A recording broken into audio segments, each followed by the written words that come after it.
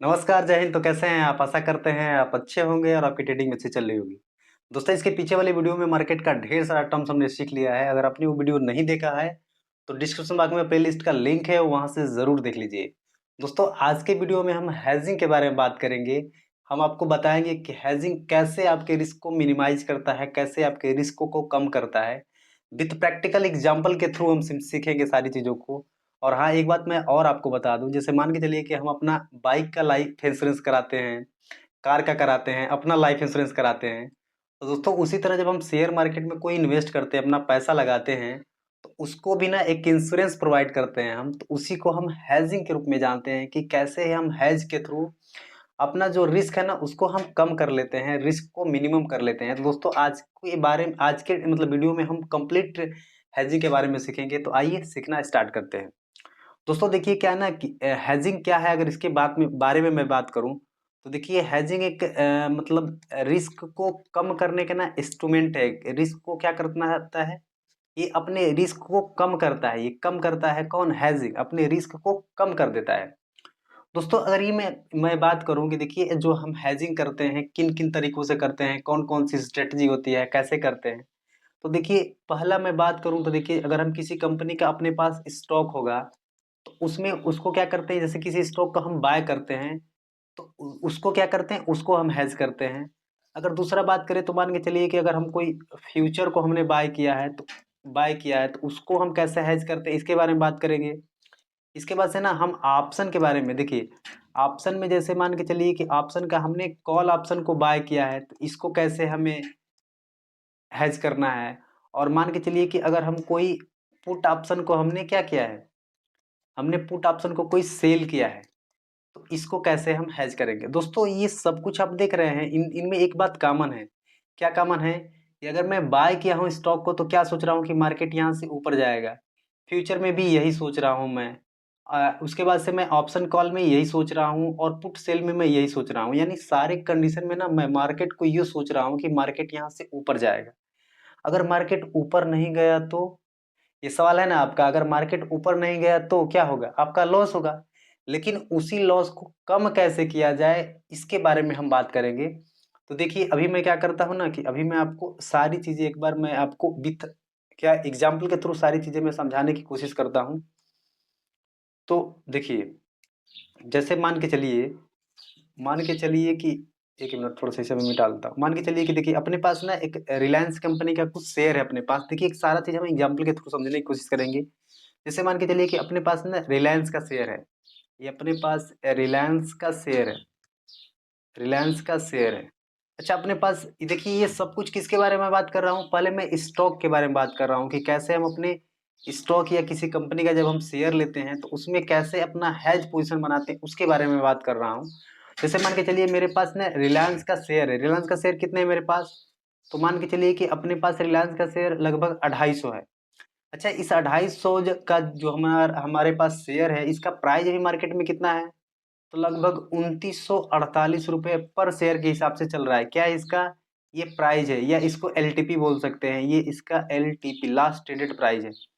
अच्छा, अगर ये बताइए, अगर इसमें मैं टोटल इन्वेस्टमेंट कहूँ कि कितनी है अपनी, तो मैं आपको कैलकुलेशन करके यहाँ पर दिखाता हूँ। देखिए, अभी अपने पास कितना शेयर है? तो अपने पास 250 शेयर है। किसका? रिलायंस का। और उसका अभी कितना प्राइस चल रहा है? लगभग 2948 रुपये चल रहा है। यानी अपने पास टोटल कितना पैसा लगा है इसमें? तो अपना टोटल पैसा लगा है 7,37,000 रुपये इसमें अपना लगा है। यानी इसमें अपने 250 शेयर में ना अपने 7 लाख रुपए लगे। ये बताइए, 7 लाख जब रुपए लगे हैं तो हम इन पैसे को ऐसे तो नहीं छोड़ सकते हैं। इन पैसे को क्या करेंगे? हम प्रोटेक्ट करेंगे। प्रोटेक्ट कैसे करना है जस्ट मैं आगे अभी बताने वाला हूं आपसे।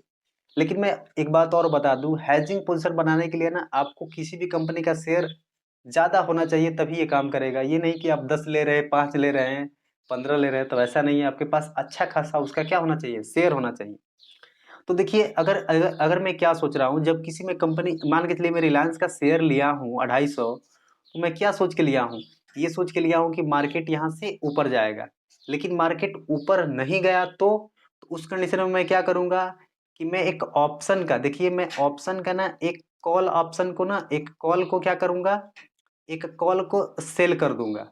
अच्छा, कॉल को सेल कर दूंगा। अच्छा, सेल के बारे में मैंने बताया है क्या आपको? हाँ बिल्कुल बताया है।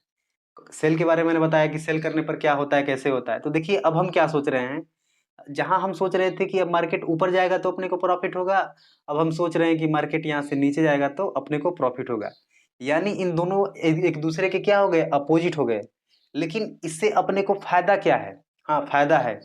फायदा ये है कि रिलायंस का अगर शेयर नीचे की तरफ गिरता है तो ये ऑप्शन का जो हमने सेल किया यहाँ से अपना प्रॉफिट बनेगा।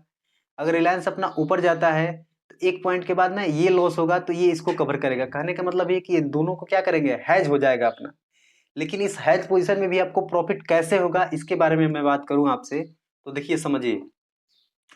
मैं क्या करता हूं कि देखिए जो कॉल ऑप्शन मैंने सेल किया है तो अभी कितना चल रहा है प्राइस आपका, लगभग 2940 चल रहा है। लेकिन रिलायंस का जो जो ऑप्शन में चलता है ना, इसका जो लोड से चलता है तो ये चलता है लगभग 2900, आपको 40 लेना पड़ेगा, 2960 लेना पड़ेगा, 2980 लेना पड़ेगा। यानी 20-20 पॉइंट का ना ये गैप चलता है। तो आपको ना एक रिलायंस का जो शेयर आपने जो जितने पर लिया है, जिसका एलटीपी इसी के आसपास का आपको एक एटीएम लेना है। अच्छा, स्ट्राइक प्राइस कौन सा हम सिलेक्शन करेंगे, तो इसमें हम करेंगे 60 वाली को, मान के चलिए 60 वाली को हम करते हैं। देखिए 2960 वाली। अच्छा 2960 क्या है ना, अपना एटीएम है, एट द मनी है ना, एट द मनी है। अच्छा, जब 2960 की स्ट्राइक प्राइस का आपने कोई एटीएम सेलेक्ट किया तो उसमें कितने रुपए आपको देना पड़ा, आप जाके चेक करेंगे तो आपको पता लगेगा कि 40 रुपये आप उसमें क्या कर रहे हैं, उसको दे रहे हैं। लेकिन ऑप्शन को जब आपने सेल कर दिया है तो आपने ये सोचा है कि मार्केट ना 2960 से क्या है, नीचे नीचे रहे। यानी मार्केट नीचे नीचे रहे तो अपने को प्रॉफिट होगा, ऊपर जाएगा तो लॉस होगा। अच्छा, अपने को प्रॉफिट कितने का होगा, ये 40 रुपए का जो अपने प्रीमियम को पे किया है ना, यही अपना मैक्स आपका प्रॉफिट है। यानी इतना ही आपको प्रॉफिट हो सकता है इसमें। तो देखिए अभी मार्केट कितने पर चल रहा है, मार्केट अभी 2900 कितने पर, 48 पे चल रहा है। लेकिन मैं सोच रहा हूँ कि ये मार्केट 2948 पर है, लेकिन ये अधिक से अधिक ना 2960 तक जाए। मैं सेल किया हूँ ना, मैं सोच रहा हूँ कि मार्केट नीचे जाएगा। बट मैं सोचता हूँ कि अगर मार्केट नीचे भी ना जाए, अगर मान लेते हैं ऊपर भी जाए, तो 2900 ना 60 के मतलब ऊपर ना जाए, 2960 से अगर नीचे नीचे रहे। अच्छा, अगर 2960 से नीचे नीचे रहे मार्केट तो हमें कुछ मिलेगा क्या? हाँ बिल्कुल मिलेगा। देखिए आपको क्या मिलेगा, आपको ये 40 पॉइंट का जो, ये 40 का जो मैंने प्रीमियम पे किया है ना, ये आपको मिलेगा। अच्छा कैसे मिलेगा, जब मार्केट 2960 से ऊपर ना जाके नीचे नीचे रहे आपको, तो आपके पास कितना शेयर है, 250 शेयर है। यानी 250 क्वांटिटी का एक लोट होता है आपसे इसमें रिलायंस में। तो आपके पास कितना है, 250 है।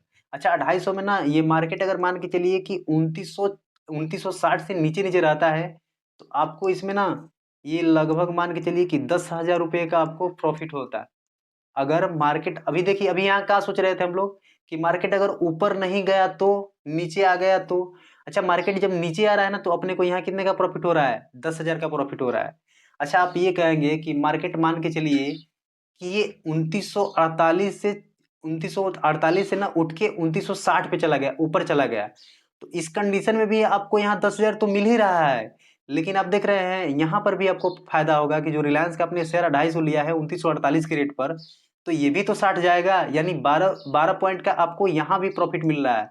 यानी 250 का 12, यानी आप 12 पॉइंट ये भी आपको मिल रहा है। तो कितने होगा लगभग, ये लगभग 3,000 के समथिंग होगा।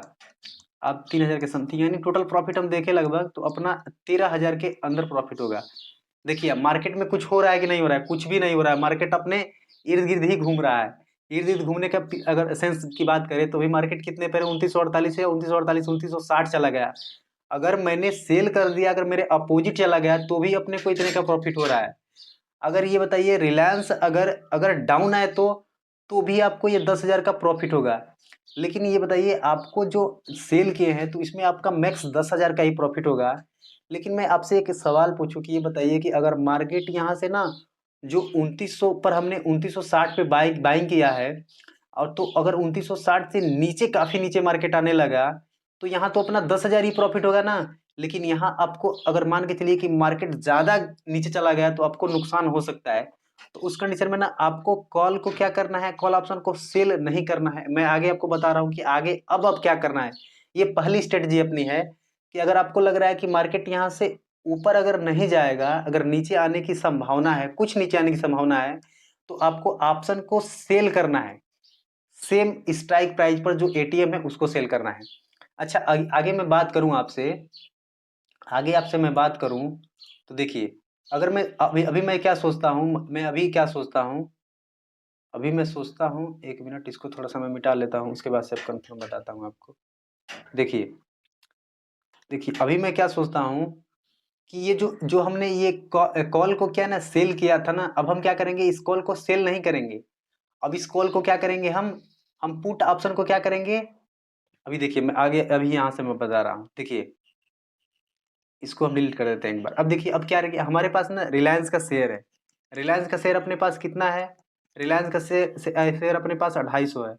अब क्या मैं सोच रहा हूँ कि अगर मार्केट यहाँ से ना तेजी के साथ मान के चलिए कि 200 पॉइंट 300 पॉइंट नीचे गिर सकता है, अगर ऐसी मुझे संभावना है तो इस कंडीशन में भी तो मुझे लॉस होगा ना। तो इस कंडीशन में अब मैं कॉल को सेल नहीं करूंगा, कॉल को क्या करूंगा, सेल नहीं करूंगा। अच्छा, सेल क्यों नहीं करूंगा, क्योंकि जब सेल करेंगे हम लोग तो जितने का हम प्रीमियम करेंगे हमें उतने का ही प्रॉफिट होगा। लेकिन यहाँ चलिए मान के चलिए कि अपने का 10,000 का प्रॉफिट हो रहा था, लेकिन मार्केट अगर इससे भी नीचे निकलने लगे तो इस कंडीशन में ना आपको यहाँ तो प्रॉफिट 10,000 का होगा, बट यहाँ आपको लॉस होना स्टार्ट हो जाएगा यहाँ पर। तो इस कंडीशन में ना अगर आपको ऐसा संभावना हो कि मार्केट तेजी के साथ और ज्यादा पॉइंट गिर सकता है, उस कंडीशन में ना आपको क्या करना है, पुट को बाय करना है, ऑप्शन के क्या करना है, पुट को बाय करना है। अच्छा, जब पुट को आप बाय करते हैं तो इसका कंडीशन भी हम समझ लेते हैं। अच्छा, पुट को बाय आप कैसे करते हैं, जैसे मान के चलिए कि अभी मार्केट कितने पर है, तो 2948 रुपए के आसपास है, 2948 रुपए के आसपास है। अच्छा, अगर देखिए मैं आपको क्या कहा था, एटीएम आपको बाय करना है तो आप लगभग 2900 ना, 2900 मान के चलिए कि 2940 रुपए का आपने बाय कर लिया, स्ट्राइक प्राइस पर आपने बाय कर लिया। मान के चलिए इसका प्रीमियम कितने अभी देखेंगे तो 40 ही चल रहा है, इसका 40 रुपए पर आपने बाय कर लिया। अच्छा, ये बताइए जब आपने इसको बाय कर लिया 40 रुपए पर, तो आप यहाँ से क्या सोच रहे हैं, सोच रहे हैं कि मार्केट जब ना 2900 से नीचे नीचे, अगर 2900 नीचे अगर मार्केट इसके आने लगे तो अपने को प्रॉफिट होगा। लेकिन यहाँ आप देख रहे हैं 40 पॉइंट का यहाँ लॉस होगा आपका, जब तक कि मार्केट 2900 तक ना, मतलब 2940 से 48 से, यानी कम से कम ये 2900 पर जब तक नहीं आएगा तब तक आपको ना 40 पॉइंट का लॉस होगा।